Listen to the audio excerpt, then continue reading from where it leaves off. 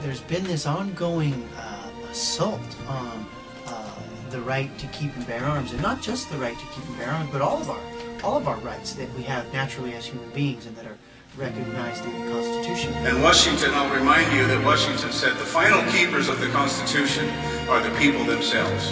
The House and the Senate, Congress, federal government has rejected the Constitution. The Constitution is a dear document that is only as good as you protect it. And this Second Amendment what protects it. Yeah. We have no obligation to submit to a government that refuses to submit to their governing document. If any government should decide that we have to register certain of our arms or turn them in, what would your recommendation be? Don't do it. Sincerely mean that. Don't turn them in.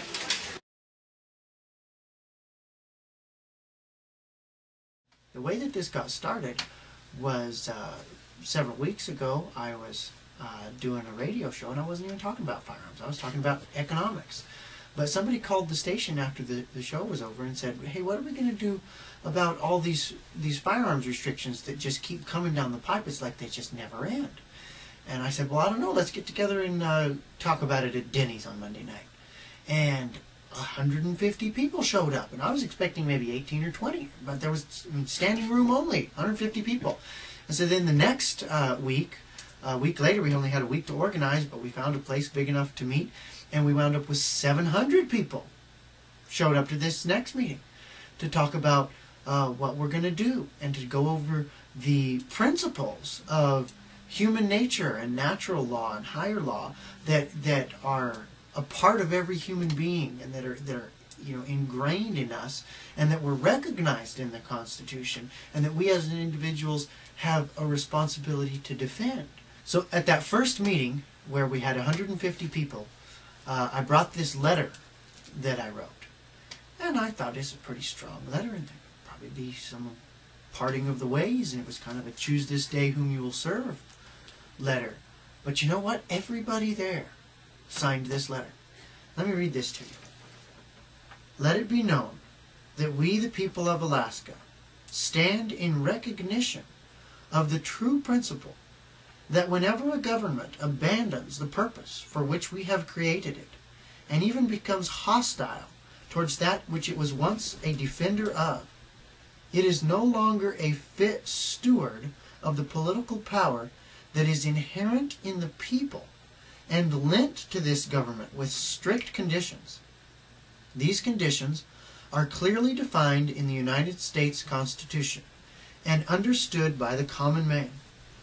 Furthermore, to the extent that our government violates these conditions, they nullify their own authority, at which point it is our right and duty, not as subjects, but as sovereign Americans, to entrust this power to new stewards who will not depart from the laws that we have given them. This being the case, let it be known that should our government seek to further tax, restrict, register firearms, or otherwise impose on the right that shall not be infringed, thus impairing our ability to exercise the God-given right to self-defense, which precedes all human legislation and is superior to it, that the duty of us good and faithful people will not be to obey them, but to alter or abolish them, and institute new governments, laying its foundation on such principles, and organizing its power in such form as to us shall seem most likely to affect our safety and happiness. God gave every man the right to life, liberty, and property, and a corresponding obligation to defend those rights. We delegate that responsibility, not entirely, but in part, to a government, to do what we have a natural right to do, which is to protect them. But they've become a liability to that.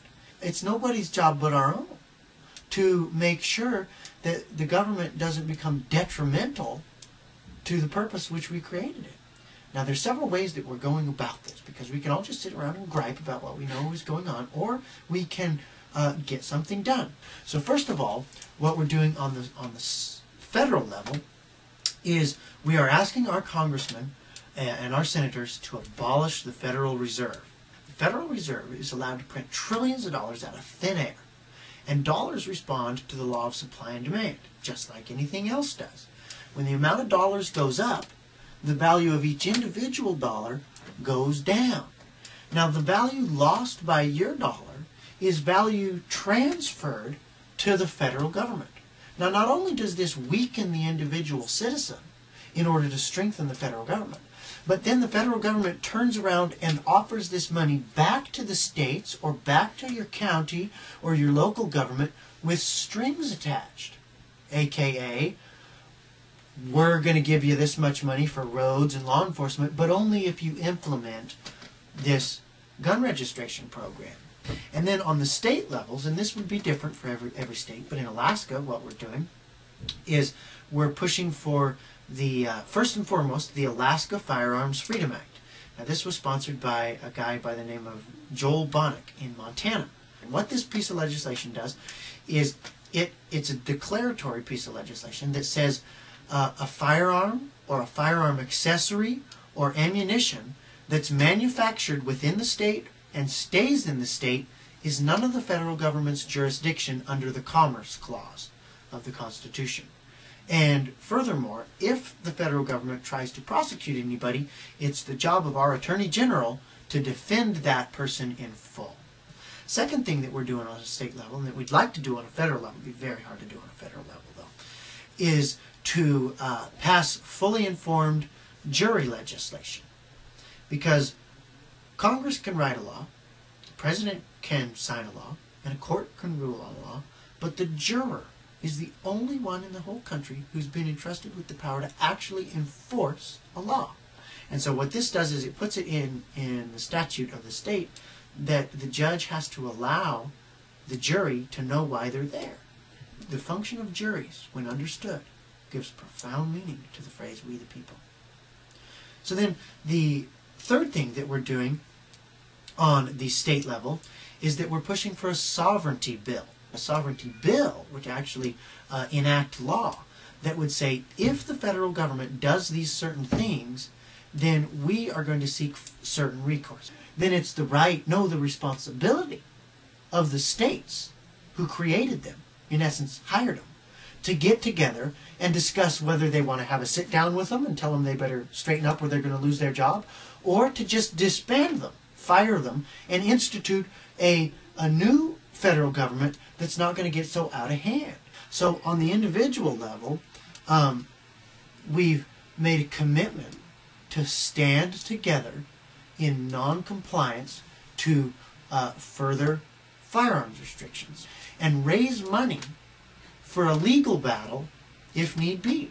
And then the second thing that we're doing is that we're signing this letter, this letter of declaration, so that everybody in our community knows that they're not alone. And then the other thing that we're doing is making a commitment to do your duty as a juror and not convict a firearms offense. Now, somebody said, well, you need to change that because what if somebody robbed a bank with a firearm? We need to convict them for that. Well, you can convict them for robbing a bank, not for having a firearm. The more I thought about that, there's no such thing as a firearms offense.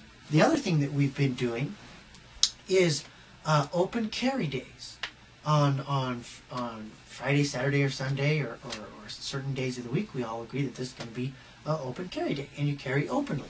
And it feels kind of weird at first, but the reason that this is important and the reason that this is productive is because it helps to break the social stigma that only cops and robbers have guns. The individual things stand together in non-compliance to further firearms restrictions. Not convict a firearms offense if you're on a jury. Participate in open carry days and sign the letter of declaration so that you can stand up and be counted and let others know that you are that they're not the only one. You know, people always tell me, well, I don't want to be on a list. Well, if everyone's on the list, no one's on the list.